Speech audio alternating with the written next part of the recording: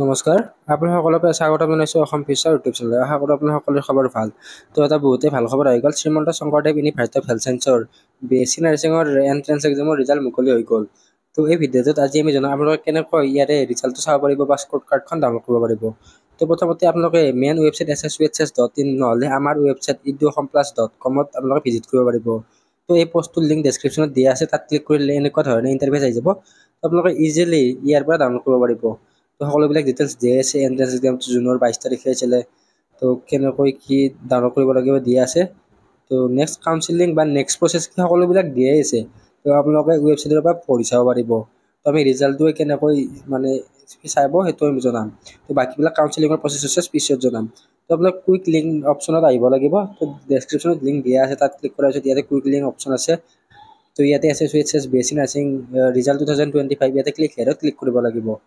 তো ক্লিক কৰাৰ পিছত এটা নতুন পেজলৈ ৰিডাইৰেক্ট কৰিব। তো এই পেজটো আপোনালোকে খোল খাব। তো ইয়াতে লগইন অপশ্যন আছে। তো এপ্লিকেশ্যন নাম বা ইউজাৰ নেম দিব লাগিব, পাছৱৰ্ডটো দিব লাগিব, লগইন কৰিব লাগিব। কিবা কাৰণত এপ্লিকেশ্যন নাম বা পাছৱৰ্ডত কোনোবা পাহৰিলেও আপোনালোকৰ ফৰগট পাছৱৰ্ডত ক্লিক কৰি ফোন নম্বৰ দি আপোনালোকে ডেট অফ বাৰ্থ আৰু ফোন নম্বৰ দি তো পাছৱৰ্ডটো বা এপ্লিকেশ্যন নামটো চাই ল'ব পাৰিব।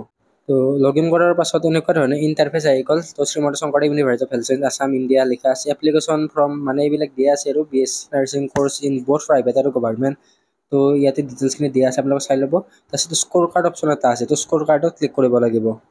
তো তাৰপিছত এনেকুৱা ধৰণে আপোনালোকৰ মানে নিজৰ স্ক'ৰ কাৰ্ড বা ডিটেইলছবিলাক আহি যাব। সকলোবিলাক আপোনালোকে চেক আউট কৰি ল'ব। তো ইয়াতে স্ক'ৰ কাৰ্ড বুলি লিখাই আছে। তো নেক্সট তলৰ ফালে স্ক্ৰল ডাউন কৰিব লাগিব। তো তলৰ ফালে আপোনালোকৰ টোটেল আউট অফ 100ৰ ভিতৰত কিমান পাইছে সেইটো হৈ যাব আৰু ৰেংকটো হৈ যাব। তো প্ৰায় 15-20 হাজাৰমান ষ্টুডেণ্টে ইয়াৰে এণ্ট্ৰেন্স এক্সামটো দিছিলে।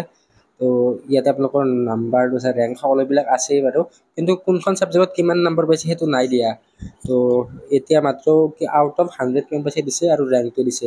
বাকী তলৰ ফালে লিখা আছে the above rank is generated only on the basis of marks secured by the candidate in the entrance examination.